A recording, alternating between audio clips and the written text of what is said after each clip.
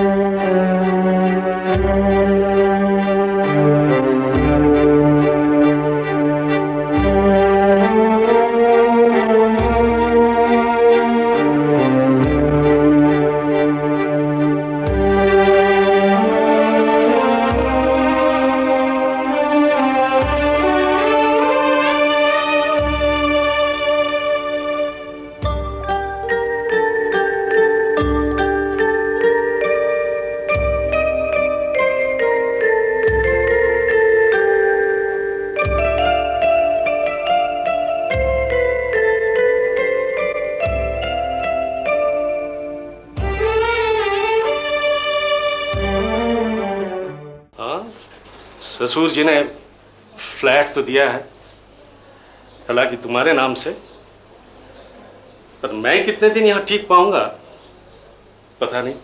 ठीक है, तुम बताओ मधुपर्णा क्या बोली? नहीं, तुम्हें सुनने की कोई जरूरत नहीं। खुद बड़े भैया अपनी पत्नी की समर्थन नहीं किया, नाराजगी है उन पर, और नाराजगी की बात है ये। तुम बताओ मधुपर्णा क्या बोली? बड़ी भाभी स्कूल के मामले में कुछ बात करने के लिए वहां गई थी, बहुत जरूरी बात है। स्कूल की? जी। स्कूल तो है सॉल्ट लेक में, फिर चंपाहाटी क्या करने गई थी? तो सुनो, उस स्कूल में सविता राय नाम की एक टीचर, एक मैथ्स की टीचर, उन्हीं को लेकर सारी घटना घटती है। अच्छा? सिर्फ एक लीव एप्लीकेशन को लेकर। हाँ कहिए। हाँ ठीक है। अच्छा, अच्छी बात है। अच्छा, मैं देख रहा हूं। हाँ, बताऊंगा आपको। ओके। हाँ मिसेस रॉय, आपकी लीव एप्लीकेशन मैंने देखी, लेकिन मेरे लिए कुछ कर पाना संभव नहीं है, क्योंकि सेशन के बीच में छुट्टी देना मेरे लिए बहुत ही असंभव है। देखिए, कुंतला दी ने कहा है मेरे पीरियड्स दूसरी टीचरों में बांट देंगी। रिम की दी, मधुपर्णा दी एक्स्ट्रा क्लासेस भी ले लेंगी। अच्छा, मतलब ये है कि आप लोग मिलकर एक एसोसिएशन बना रही हैं? नहीं, देखिए, बच्चों की बात सोचकर ही स्टाफ ने। देखिए, ये कोई सोल्यूशन नहीं है। एडमिनिस्ट्रेशन मुझे चलाना पड़ता है। धाए से छुट्टी मांगने से स्कूल चलेगा कैसे? इस परिस्थिति के लिए मैं भी तैयार नहीं थी। हाँ, सब कुछ भगवान के हाथों में। लेकिन साल बीतते ना बीतते लड़कियां शादी के बाद यदि मैटरनिटी लीव मांगे तो स्कूल बंद कर देना पड़ेगा। और फिर जरा सोचिए, वर्किंग गर्ल्स का रह रहकर मैटरनिटी लीव लेना, ये कैसी बात? क्या हुआ? आप मेरा अपमान कर रहे हैं। आप खामखा उत्तेजित हो रही हैं। You are crossing your limit. Savita राय की सर्विस को 2 साल ही तो है ना? हाँ, देखा क्या ऑडेसिटी है इस गर्ल की। ये कहकर चली गई कि I am crossing my limit. आखिर मैंने क्या कहा है उसे बताइए। Nothing at all. हटाइए इस झंझट। हाँ, हटाना तो पड़ेगा ही, और मैं अच्छी तरह जानता हूं कि किस तरह हटाया जाता है। इतनी बड़ी बात कही? वर्किंग गर्ल्स मैटरनिटी लीव नहीं ले सकती? अभी मसा चकाती। 9 से 4 हमें सांस लेने तक की फुर्सत नहीं मिलती है। 6-6, 7-7 क्लासेस लेने पड़ते हैं, ऊपर से टिफिन तक खाने का वक्त नहीं मिलता है, और ढेर सारी कॉपियां चेक करने के लिए घर ले जानी पड़ती है। इधर KG1 में एक सेक्शन और खुल रहा है, लेकिन स्टाफ वही रहेगा। इसका एक उपाय निकालना होगा। शादी के बाद साल पूरा होते ना होते लड़कियां मैटरनिटी लीव चाहती हैं। इतनी बड़ी बात कही। मिस्टर सिन्हा एक बड़वच है, ये सिर्फ सविता का नहीं हम सबका अपमान है। Exactly so. हाँ, रेजिस्टेंस के अलावा और कोई रास्ता नहीं। हाँ, कुछ कहना है क्या? जिनकी दीदी को साहब बुला रहे हैं। आप जाइए, मैं आ रही हूँ। माजरा क्या है? मुझे अकेले बुलाकर क्या कहना चाहते हैं? शायद तुम्हें कॉन्फिडेंस में लेना चाहते हैं। भाभी ले आती हूँ। सुनो, मेरे ना आने तक कोई भी अपनी क्लास में नहीं जाएगा। अरे सुनने में आए हैं कि वो हम में से कुछ को निकालना चाहते हैं। आजकल देख नहीं रहे हो, मामूली सी छुट्टी को लेकर कितना बखेड़ा खड़ा कर रहे हैं। इतने दिन काम करते हुए अगर कभी एक आध मिनट स्कूल आने में देर हो गई तो बस अटेंडेंस रजिस्टर में लाल लाल गोला लग जाता है। बिल्कुल सही, आपने ठीक ही कहा। बहुत ज्यादती शुरू कर दी है। बस नहीं, रेल नहीं, रिक्शा भी नहीं मिलेगा, लेकिन मिसेस सिन्हा की एक ही रख, डिसिप्लिन डिसिप्लिन और डिसिप्लिन। नहीं नहीं मिसेस दत्त, आप बिल्कुल गलत कह रही हैं। मैंने मिसेस रॉय को ऐसा कुछ नहीं कहा। बच्चों का क्लास सफर करेगा, बस इतनी बात मैंने कहा। वो अगर चाहे तो अपनी छुट्टी ले सकती हैं, लेकिन इसका मतलब यह नहीं कि स्टाफ रूम में जाकर क्रोध होकर एजिटेशन फैलाना, एक्साइटमेंट फैलाना, इवन नॉन टीचिंग स्टाफ तक आकर मुझे शिकायत कर रही थी। नहीं नहीं, शादी के बाद साल पूरा होते ना होते मैटरनिटी लीव मांगना, वर्किंग गर्ल्स का यूं बार बार मैटरनिटी लीव लेना, ये सब बातें आपने नहीं कही। आप एक सेंसिबल और प्रैक्टिकल लेडी हैं। मैं कई सालों से आपको देख रहा हूं, और फिर आपके पतिदेव एक बहुत बड़े इंजीनियर हैं। उन्हें भी झंझटों में पड़ते हुए आपने देखा है, लेकिन इस तरह की हरकत, इनसबऑर्डिनेशन मिसेस रॉय कर सकती है, यह मैं सपने में भी नहीं सोच सकता। आपने मुझे क्यों बुलाया? आपसे कोई अधिक सेंसिबल है नहीं, इसीलिए मैंने आपको बुलाया। देखिए मिसेस दत्त, यह स्कूल आपका, हमारा, सबका है। बच्चों की भलाई को प्राथमिकता देना हमारा प्राइमरी ऑब्जेक्टिव। किसी की व्यक्तिगत स्वार्थ को देखने से काम चलेगा कैसे? और फिर देखिए, मदरहुड में पहुंचकर तबीयत को ठीक करके काम ज्वाइन करते करते 3-4 महीने तो लग ही जाएंगे। मिसेस रॉय की नौकरी तो सिर्फ 2 साल की है। यह मेरे लिए संभव नहीं है। I am sorry. If Mrs Roy so desires, she can submit her resignation. उस घटना के बाद स्कूल और नहीं चला। दूसरे ही दिन बड़ी भाभी फ्यूचर कोर्स ऑफ एक्शन तय करने के लिए चंपाहाटी गई, जैसे कि सोमवार से घिराव, और फिर रेक्टर को माफी मांगने पर विवश करना, वगैरह वगैरह। ओ, अब समझी। एक्शन प्लान तय करते करते बड़ी भाभी खुद डायरेक्ट एक्शन की शिकार हो गई। आफ्टर ऑल, बड़ी भाभी is much taller than her stature. तो फिर शुभ काम में देर क्यों? गर्दन ऊंची करके मुंह फाड़ के मैडम की तरफ देखते रहो। देखिए, मैंने तो आपसे पहले भी कहा है कि इस तरह के केस में फिजिकल इलनेस से कहीं ज्यादा प्रीडोमिनेंट मेंटल स्ट्रेस होता है, मगर आपकी पत्नी में इस तरह का कोई साइकोसिस डेवलप नहीं किया है। ये तो बहुत खुशी की बात है। अरे अभी तो उठकर भी बैठ रही हैं, सबों से नॉर्मली बातचीत कर रही हैं, अखबार मांगकर पढ़ रही हैं, मगर इस समय आपको बहुत केयरफुल रहना होगा। उन्हें प्यार की सख्त जरूरत है, प्यार से उन्हें अपनाना पड़ेगा। बाय द वे, आपके घर में कौन कौन है? वैसे कहने को तो सब हैं, लेकिन अब आपने मेरी पत्नी को जीवन दान दिया है, आपसे क्या छुपाना। मेरे घर में एक हॉस्टाइल एटमॉस्फेयर है, सब अनफ्रेंडली बिहेवियर कर रहे हैं। अब मुझे पता नहीं मैं क्या करूं। एक काम कीजिए, कहीं बाहर घूम आइए। ट्रैंक्विलिटी मेंटल पीस के लिए बहुत जरूरी है। हाँ, बोल रही हूँ। 17 नंबर वायलेंट। अच्छा, पेथिड्रिन दीजिए। जाइए, आप मिलकर आइए। Thank you. हाँ, टेम्परेचर ले लेना, मैं अभी आ रही हूँ।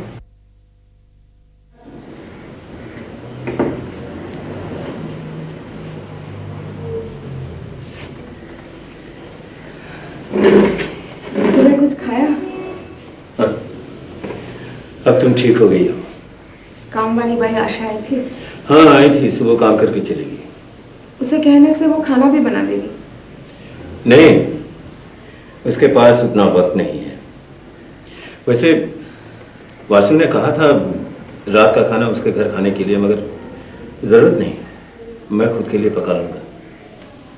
वासु बाबू फूल सजा गए हैं। हाँ, अब इस मुसीबत में बासु ही तो मेरा साथ दे रहा है। बहुत मुसीबत है ना?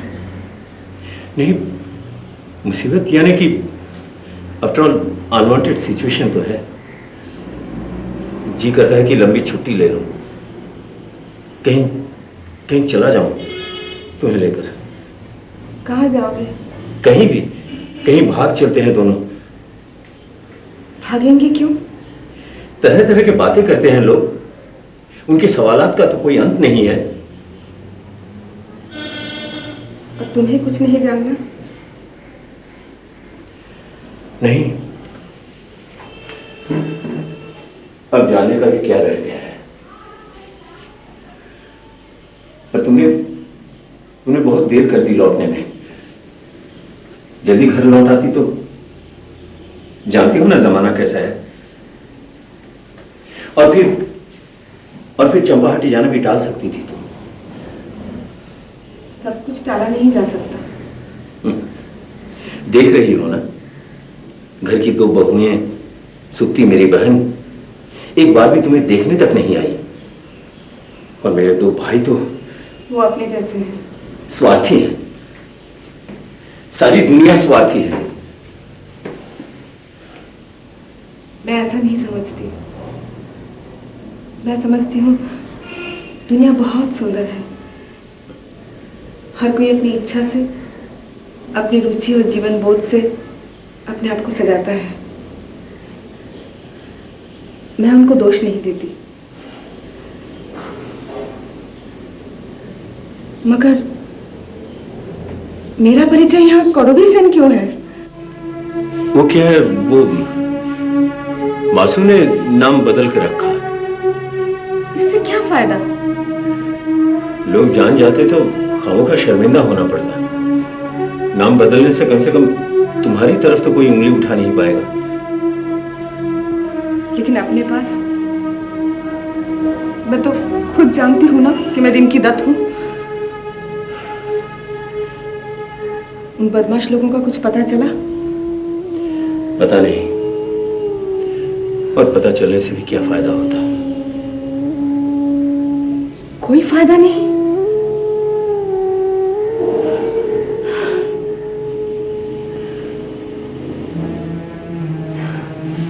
क्या हुआ? मैं लेटना चाहती हूँ।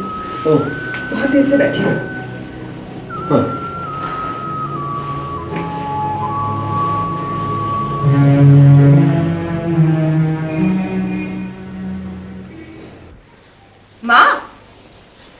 माँ, तुमने सुना? बड़े भैया नर्सिंग होम से बड़ी भाभी को लेकर यहीं आ रहे हैं और मंजली भाभी तो अंजलि को लेकर मायके जा रही है। घर में गृह देवता है, आपकी क्या राय है माँ? उसकी 3 पुस्तों में कोई नहीं है, न जाने आप लोगों ने उनमें क्या देखा, बस बहू बना ले। अरे भाग के हाथ से कोई बच सका है क्या? वीरू क्या पहले ऐसा था? कभी नहीं ऐसा था। यही तुम्हारे ससुर आदिर सरकार की बेटी सुनकर तुरंत राजी हो गए।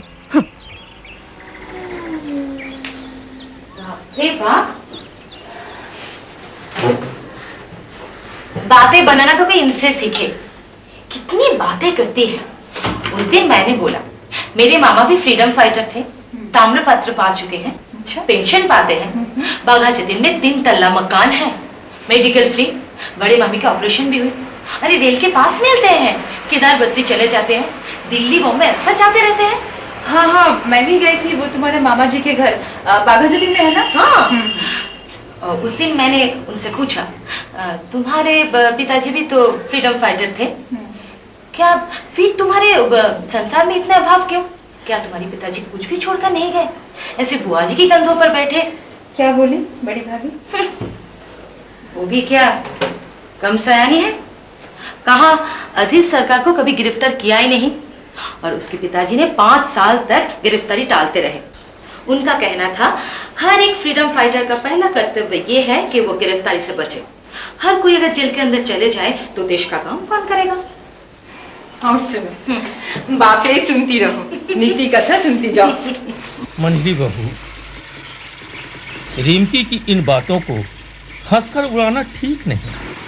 मैं अधीर सरकार को जानता था, उनके प्रति मेरे मन में दुर्बलता थी और आज भी है। मैं तो आज भी कहता हूं कि वो एक सही मायने में इंसान थी।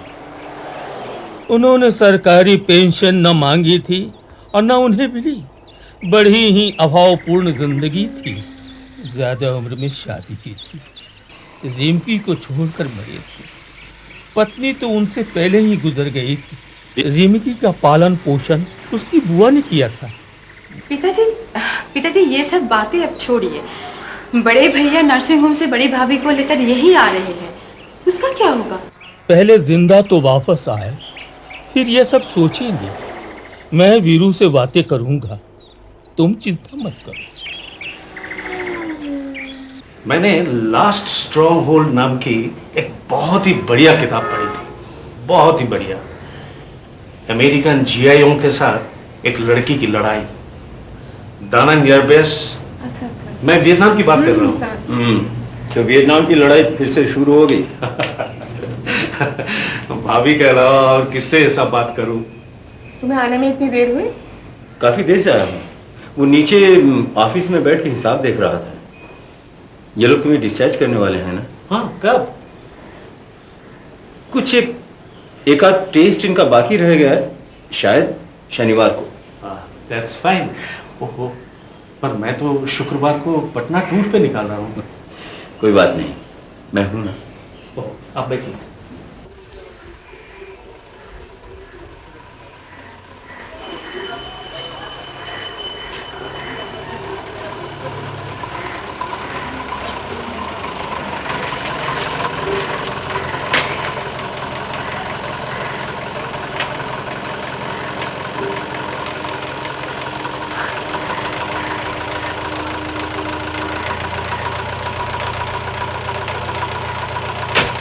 मछली दीदी, अरे ओ मछली दीदी, आ गई महारानी।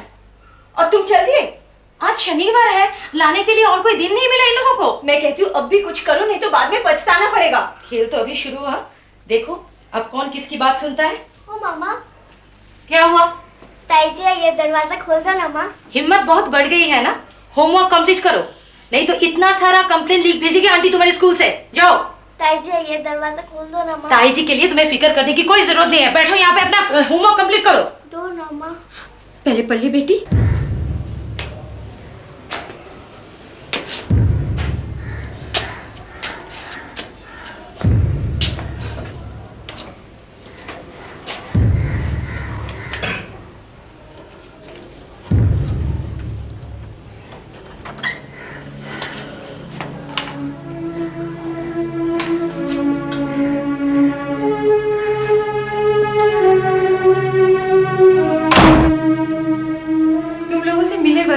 तरतराती हुई अपने कमरे में चली गई। वासु कहाँ है? वो तो टूर पे गए हैं, पटना। बड़े भैया लेकर आए हैं। पिताजी, आप कुछ नहीं कहेंगे? देखो, अशांति मत बढ़ाओ। कल रात भर नींद नहीं आई है।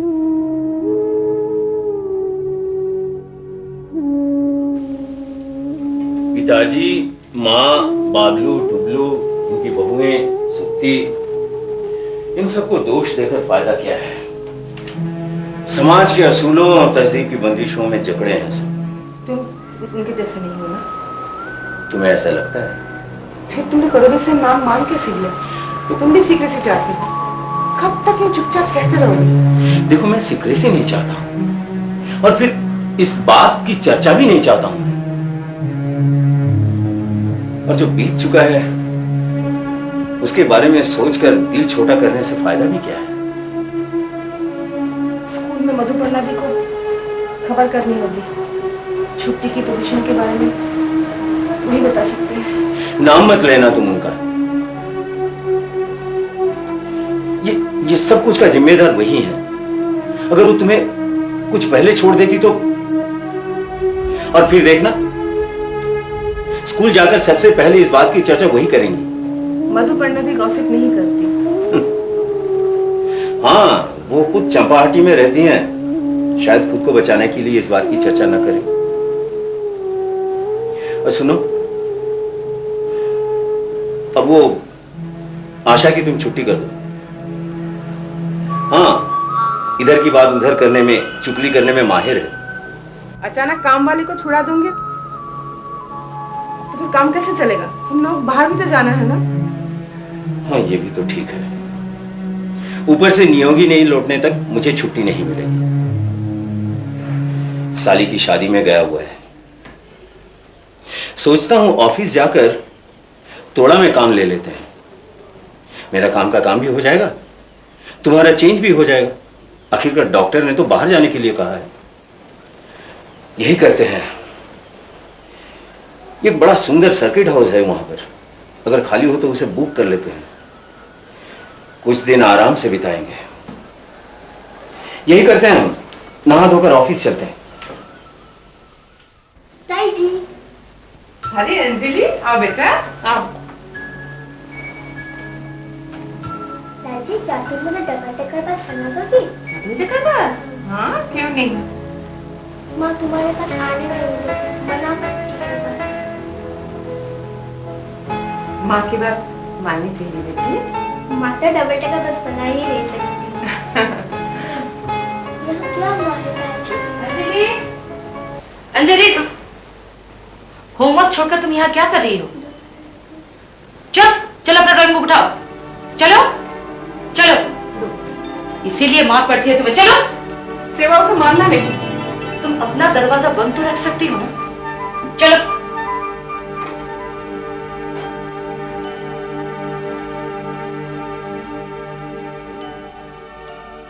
चलो मेरे साथ, रखो इसे। आओ। मुझे ठीक ही पता था कि अंजलि बड़े भैया के फ्लैट में गई होगी। अगले हफ्ते अंजलि की छुट्टियां हो रही हैं, कुछ दिनों के लिए मायके क्यों नहीं चली जाती हो? कहना क्या चाहते हो? बड़ी दीदी के डर से अपना घर छोड़कर चली जाओ?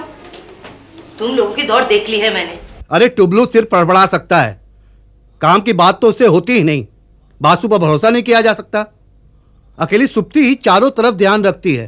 तुम्हारे बाबा माँ के रहना ना रहना समान है, कोई काम की नहीं हो। अरे तुम बबलू दत्त को नहीं पहचानती। ऐसी खबर लूंगा कि जिंदगी भर याद रखेगी। सुबह होने दो, फिर देखना।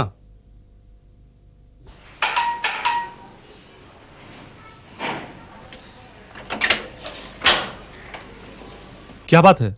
वाह, ऑफिस चल दिए ना। हम लोगों से पूछे बगैर बड़े भैया भाभी को नर्सिंग होम से ला धमके, और हम ये सब मान लें? क्या तूने सोचकर कभी देखा है कि इसके बाद अंजाम क्या होगा? तू तो बस फड़फड़ाना ही जानता है। आप कहना क्या चाहते हैं? तुझे कुछ नहीं करना है, तू बस मेरे साथ चल। जो कुछ कहना है मैं ही कहूंगा। कल ही मैंने सारी बात का जिक्र डॉक्टर त्रिपाठी से किया था। अच्छे बने रहने का वक्त नहीं है ये। चल चल।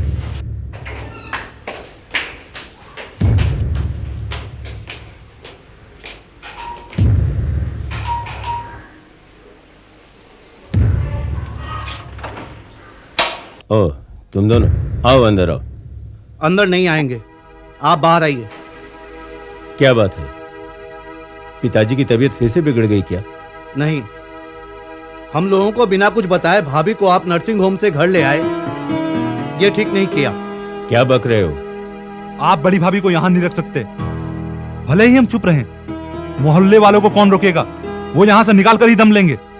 मैं कुछ समझा नहीं, क्या बोलना चाहते हो तुम लोग? HIV टेस्ट करवाए हैं।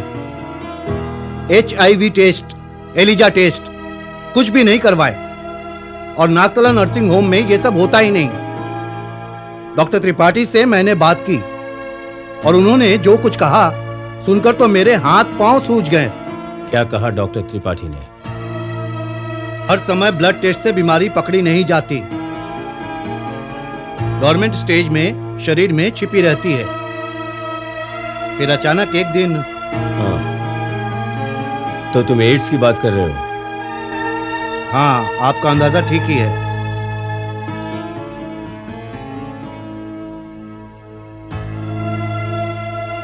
acquired immune deficiency syndrome. AIDS. आपका दिमाग खराब हो गया क्या? या फिर हम लोगों पर जरा भी भरोसा नहीं? कहा ना कि हर तरह का ब्लड टेस्ट आपका करवाया गया है। वो हमारे पैथोलॉजिस्ट हैं अमर थालदार, वो तो उसी डॉक्टर त्रिपाठी के बैचमेट हैं। वैसे आपके देवर अगर इस तरह के मिसलीडिंग बातचीत करते हैं तो एक समस्या ज़रूर है। समस्या सुलझाने ही तो आपके पास आई हूँ। बेवक्त आपके घर आके आपको तंग किया इसलिए। ऐसी कोई बात नहीं। मुझे लगता है कि आपके घर वालों का मोड ऑफ थिंकिंग, एटीट्यूड, ये सब आपके लिए हानिकारक है। इसीलिए तो मैंने आपके पति से कहा था कि आप दोनों कुछ दिन कलकत्ते से बाहर घूम आइए। खुले वातावरण में आप स्वस्थ महसूस करेंगी। मुझे नहीं लगता कि मैं उस घर में टिक पाऊंगी।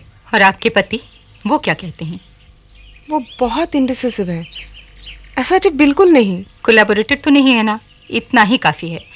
असल में जानती हैं, हमारे देश में आज भी औरतों को ही हमेशा दोषी ठहराया जाता है। अरे आए दिन इस तरह के केसेस आते हैं। औरत हमेशा दोषी और मर्द, वो तो बस दूध के धुले हैं, बेदाग निकल जाते हैं। ठीक है, मैं चलती हूँ।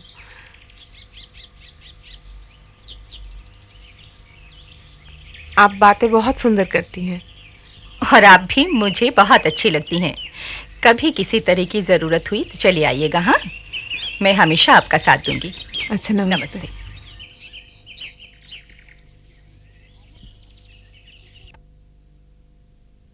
सुना है आपकी तबीयत फिर से बिगड़ गई है। डॉक्टर आया था। प्रेशर कितना है? 200/110। दोनों ऊपर है। नीचे वाला तो कम से कम 80 के नीचे होना चाहिए था। आप भी हर बात में खुद को क्यों लपेट लेते हैं? चुपचाप अपने कमरे में बैठे रहिए। मैं भी तो यही चाहता हूं, लेकिन चुपचाप रहने देती है कहां। तेरी मां हर वक्त कान के पास खुसूर फुसूर करती रहती है, हर समय झगड़ा बहस। क्या झगड़ा किया है मैंने? क्या खुसूर फुसूर किया है? तुम तो पूरा सठिया गए हो। जब भी कभी टुबलू के घर टीवी देखने जाती हूँ, शुरू हो जाते हैं, अरे सुनती हो, अरे सुनती हो। बस माँ, बस बहुत हो गया। अब आप लोग आपस में झगड़ा मत कीजिए। वैसे ही मैं अपनी आग में झुलस रहा हूं। मुझे फिर से टूर पर जाना है। बड़ी बहू को कहाँ छोड़कर जाएगा? कहाँ छोड़कर जाऊंगा? मेरा तो सब कुछ होते हुए भी कोई नहीं है। ऊपर से अगल बगल के फ्लैट होने के नाते और भी परेशानी है। थोड़ा प्रोजेक्ट का काम है, उसे साथ ही लेकर जाऊंगा। वहां सर्किट हाउस बुक करके रखा है, कोई परेशानी नहीं होगी। बड़ी अभागन है बड़ी बहू, लेकिन आज जो परिस्थिति है उससे सभी डरते हैं। टुबलू का तो दिमाग ही गर्म रहता है। बबलू की बात भी उड़ाने वाली नहीं है। हाँ।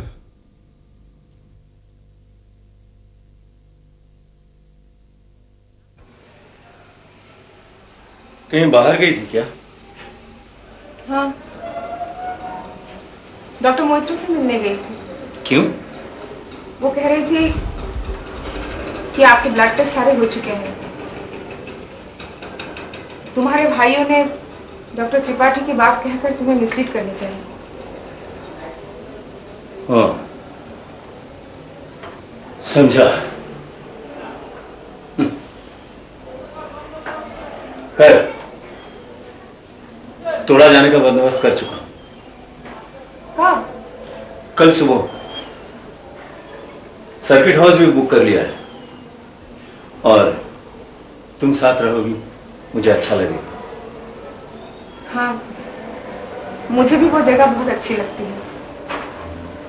लेकिन स्कूल का क्या करूं? क्यों? कोई नई बात निकल आई है क्या? हाँ, आज मधुपर्णा दी आई थी। यहाँ? क्यों? मधु दिया पहले भी आई है। मगर अब तो उन्हें यहाँ नहीं आना चाहिए। खैर, क्या कह रही थी वो? कह रही थी सविता राय ने इस्तीफा दे दिया है।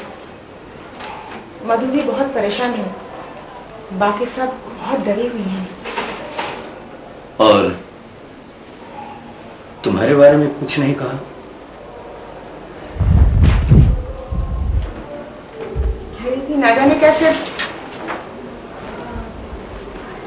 मेरी बात यहाँ लीक आउट हो गई है। सोच रही हूँ डॉक्टर से रेजिग्नेशन देना। अच्छा होगा, मैं भी ये चाहता हूँ। कल सुबह निकलना है, तुम जाओ, जाने की तैयारी करो।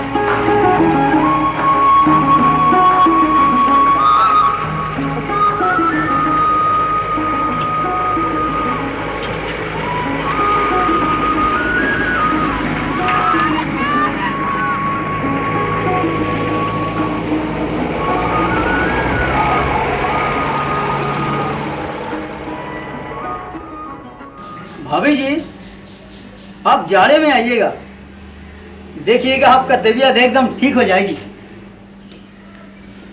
हाँ, जगह बहुत सुंदर है। यहाँ हाट में क्या क्या सब्जियाँ मिलती हैं? कहाँ मिलती है भाभी, सारे सब्जियाँ बाहर चली जाती है। हाँ, आजकल पालक बाजार में आने लग गया, बैगन भी कभी कभार मिल जाता है। हाँ, कॉन्ट्रैक्टर लालू बाबू चौकीदार के हाथों झिलमिल के बाजार से रोहू मछली भिजवाई है। अच्छा, यहाँ तो छोटी मछली ज्यादा मिलती है ना? बहुत ज्यादा नहीं, मछुआरे लोग तालाब पोखर में मछली मारते हैं। भाभी ठीक है ना? हाँ ठीक है, इसे मेज पर रख दो। अच्छा।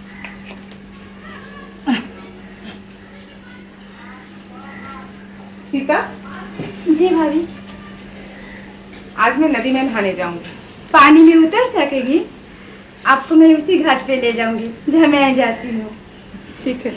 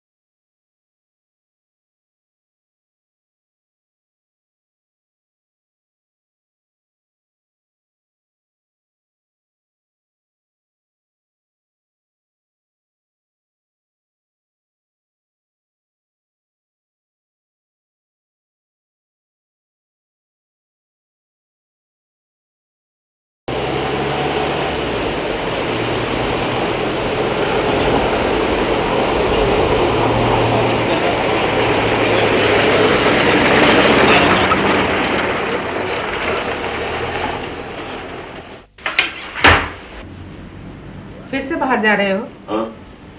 हाँ, जाना पड़ेगा। क्या लिख रही हो? स्कूल के रेजिग्नेशन लेटर का ड्राफ्ट बना रही हूँ। उस दिन मधुदी के हाथों दे देती तो ठीक रहता, लेकिन बातों बातों में रिक्शा वाले की बात छिड़ गई तो ख्याल ही न रहा। कौन रिक्शा वाला? अरे वही चंपाहाटी में जिसका खून हुआ था। इस बेचारी की बीवी की बहुत हालत खराब है, पागलों जैसी हो गई है बेचारी, भूखों भी मर रही है। तो तुम्हें क्या करना पड़ेगा? मैं क्या कर सकती हूँ? मैंने 500 रुपए मधु दी के हाथों उसके लिए भेज दिए हैं। तुमने उस रिक्शे वाले की बीवी को पैसे भेजे हैं? अरे बर्बादी का कोई कसर बाकी रहा था जो तुमने ऐसा किया? हाँ, अरे अब तो सबको सब कुछ पता चल जाएगा, लोग 2 और 2 का 4 बना लेंगे। हाँ, वो तुम्हारी मधु दी जितनी भी कोशिश करे, अब रिंकी दत्ता का स्कैंडल कोरोबी सेन छुपा नहीं सकती। लोग मुझे लेकर खींचातानी करेंगे और वो तरह तरह के संगठन, जबरदस्ती मदद करने वालों की कोई कमी है इस देश में? वो सब खबर ढूंढ के निकालेंगे। और ऊपर से अखबार वाले, क्या तुम समझते हो अखबार वाले घास चढ़ते हैं? एक के बाद क्या? तुम सारे फसाद की जड़ तुम हो, तुम। हाँ, मेरा बना बनाया संसार को तुमने बिखेर के रख दिया। क्या बिगड़ा था तुम्हारा? वो तुम्हारे प्रिंसिपल या रेक्टर कुछ भी कहते हो, वो किसी स्टाफ से कहा था कि बार बार मैटरनिटी लीव लेने से स्कूल का काम नहीं चलेगा। क्या गलत कहा था उन्होंने? क्या गलत कहा था? इतनी सी बातों पे तुम लोग ने राय का पहाड़ बना दिया। और तुम, how are you concerned by that? How are you concerned? तुम्हारी अपनी जिंदगी में मैटरनिटी लीव लेने की नौबत तुम्हें कभी नहीं मिलेगी। ये तो तुमसे अच्छा कोई नहीं जानता है।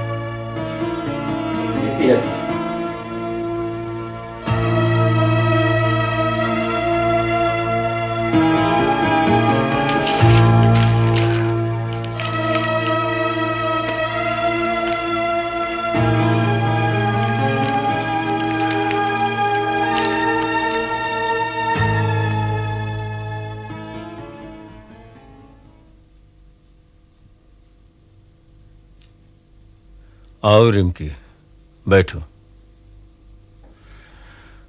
मुझे तुमसे कुछ कहना है।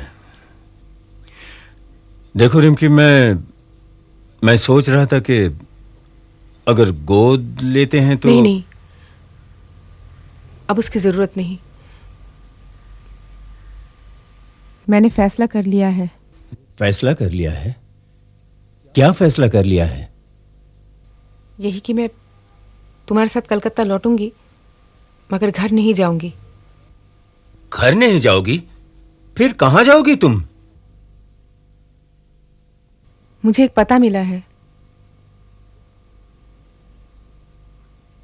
एक महिला समिति से। मेरी जैसी औरतें इन हालात से गुजरने के बावजूद जब कोठे पर नहीं बैठ सकती, तो उनके लिए कौन सा रास्ता निकलता है, यही देखने के लिए मैं वहां गई थी। लेकिन ये सब कुछ तुमने मुझसे नहीं कहा। बताऊंगी, बता दूंगी। बता दोगी? क्या बताओगी?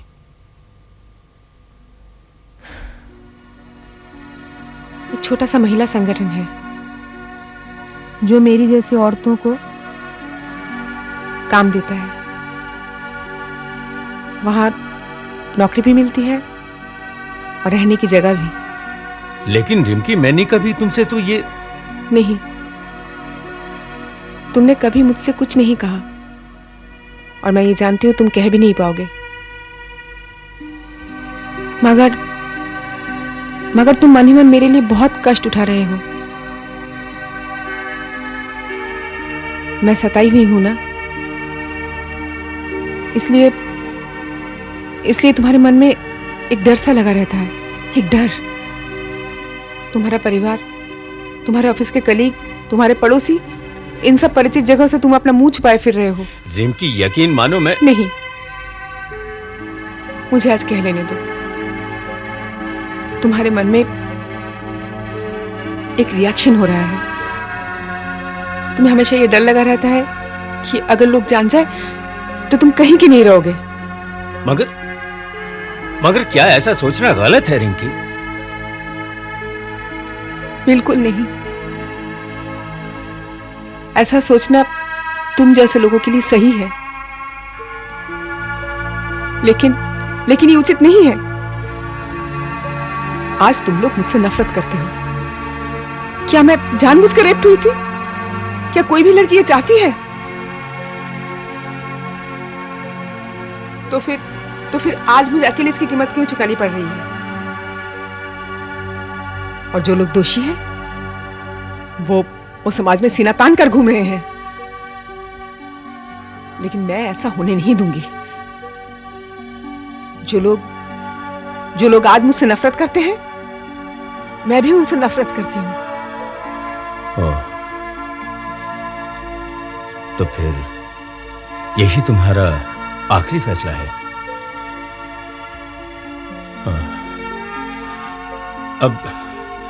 अब मैं इन लोगों से क्या कहूं? तुम्हारे जो जी में आए तुम कह देना। आज तक तुमने बहुत झूठ बोला है। रिम की दत्त को करोगी सिन बनाया है। तुम्हारी जो जी में आए तुम बोलना। तुम सचमुच घर वापस नहीं जाओगी?